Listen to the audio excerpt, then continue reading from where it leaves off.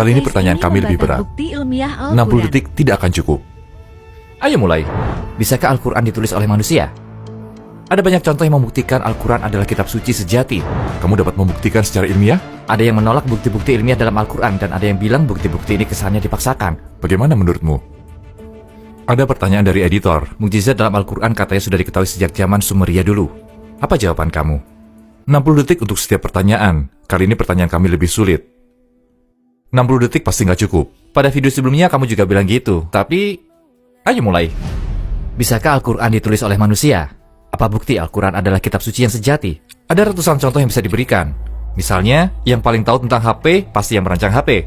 Benar kan? Begitu juga Al-Quran adalah sumber informasi paling akurat tentang alam semesta dan manusia. Makanya Al-Quran adalah kitab suci sejati. Banyak informasi mengejutkan tentang Al-Quran dari berbagai sudut pandang. Lihat saja mukjizat Al-Quran tentang hal gaib. Begitu banyak informasi yang sebelumnya tak diketahui tentang masa lalu dan masa depan.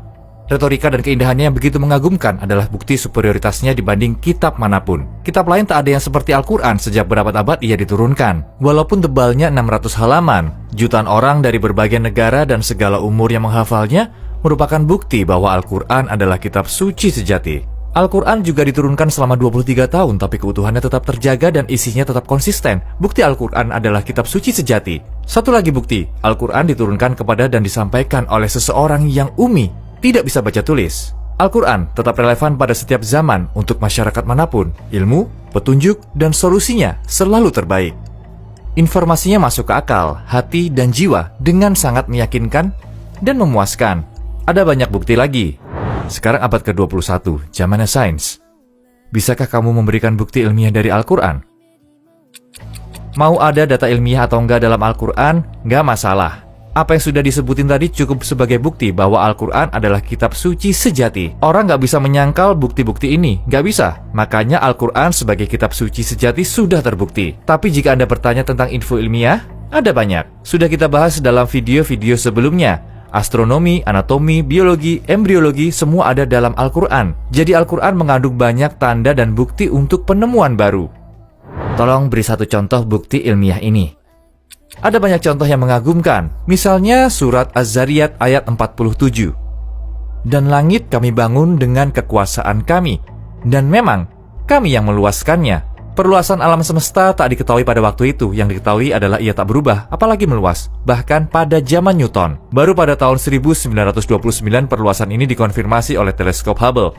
Fakta ini sudah dinyatakan Al-Quran sejak 14 abad lalu. Bukti bahwa dulu manusia tidak tahu tentang hal ini. Hanya Allah, pemilik kuasa atas alam semesta dan mengetahui segala isinya yang bisa menyatakan ini. Petunjuk ilmiah ini adalah tanda Al-Quran adalah kitab suci sejati. Ada yang menolak bukti-bukti ilmiah dalam Al-Quran dan ada yang bilang bukti-bukti ini kesannya dipaksakan. Mereka juga mengatakan bahwa ayat ini merujuk kepada keluasan kasih dan kekuasaan Allah. Bagaimana menurutmu? Berkata seperti itu berarti menolak lusinan bukti. Banyak lagi ayat-ayat seperti ini, bukan hanya satu. Apakah setiap ayat bersifat paksaan? Coba kita lihat tata bahasa Arab. Saya bisa menemukan artinya dalam bahasa Arab. Ausa, ini kata asalnya. Wasama'a banainaha bi'aidin wa inna lamusi'un. Musi'un. Kata ausa datang dari akar ini. Luas maknanya, tapi ada yang tidak diketahui. Makna ini berlapis-lapis, jadi ada yang tidak diketahui. Ayat-ayat ini ada banyak makna. Ada makna yang tersurat dan yang tersirat. Jadi yang kita lakukan, selain menafsirkan dengan makna tersurat, menafsirkan dengan makna baru yang tersirat ketika berada pada zaman baru. Memang bisa terlihat maksa jika seseorang tidak mengerti makna yang tersirat beserta makna yang tersurat pada suatu zaman. Makna ayat-ayat Al-Quran berlapis-lapis, ini bukti relevansinya sepanjang zaman.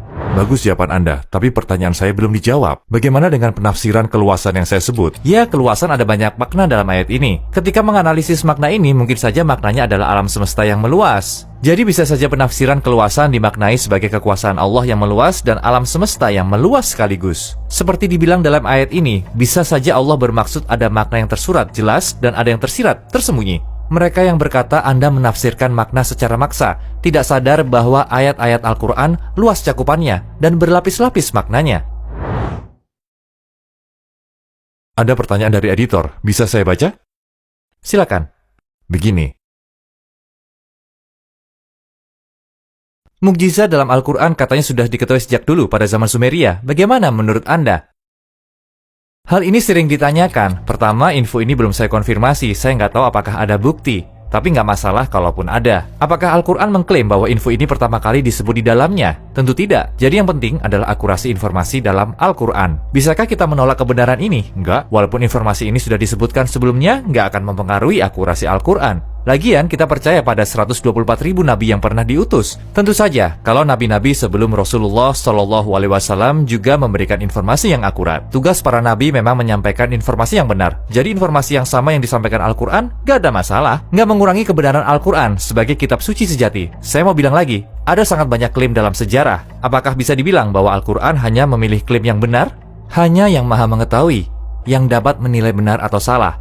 Kitab ini pasti dikirim olehnya, yang maha mengetahui segala masa. Lagi pula semua orang tahu Rasulullah SAW itu tidak bisa baca tulis. Jadi mustahil beliau bisa membaca aksara Sumeria. Padahal catatan Sumeria baru terbaca di kemudian hari. Jadi mengklaim bahwa info itu dicuri dari mereka hanyalah cara untuk menyangkal kebenaran. Kalau sains membuktikan hal lain di masa depan, bagaimana menurutmu? Ya, sains bisa berubah-ubah. Kita tidak bisa mengklaim sains menjawab secara pasti. Sains terus berubah dan berkembang. Al-Quran tidak, hanya pengetahuan Allah yang sejati dan benar. Sudah saya bilang, ayat-ayat Al-Quran maknanya berlapis-lapis. Bukan hanya makna tersurat, tapi makna yang tersirat dan harus dijelaskan sesuai perkembangan zaman. Jika sains berkembang di masa depan, makna tersurat tak akan berubah. Hanya makna tersirat yang harus dijelaskan berubah. Contohnya, ayat mengenai besi, ayat 25 surat Al-Hadid, dinyatakan, Wa anzalna hadid. Makna besi diturunkan sebagai rahmat. Kita tahu makna ini tidak akan berubah di masa depan. Dengan kata lain, besi bisa digunakan sebagai rahmat Allah, sebagai bahan dasar mobil atau garpu. Makna ini tidak akan berubah, tapi makna tersurat sebagai mukjizat ilmiah dapat berubah seiring penemuan baru, sehingga Al-Quran tetaplah benar.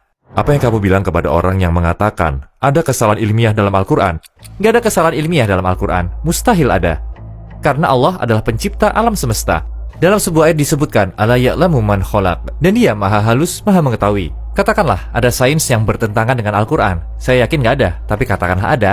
Kita mesti menerima bahwa sains itu terus berubah. Satu hari sains menamakan sesuatu A, besoknya B. Al-Quran adalah wahyu, yang pasti dan tidak berubah. Kita sudah tahu tentang hal ini berdasarkan ratusan bukti. Katakanlah, sekitar 200 tahun lalu ada klaim yang disepakati para ilmuwan. Mereka sepakat menyatakan alam semesta itu tetap dan abadi, tak terhingga. Ketika para ilmuwan sudah sepakat, Al-Quran menyatakan bahwa alam semesta ada awalnya. Artinya pada waktu itu Al-Quran bertentangan dengan sains, lalu apa yang terjadi?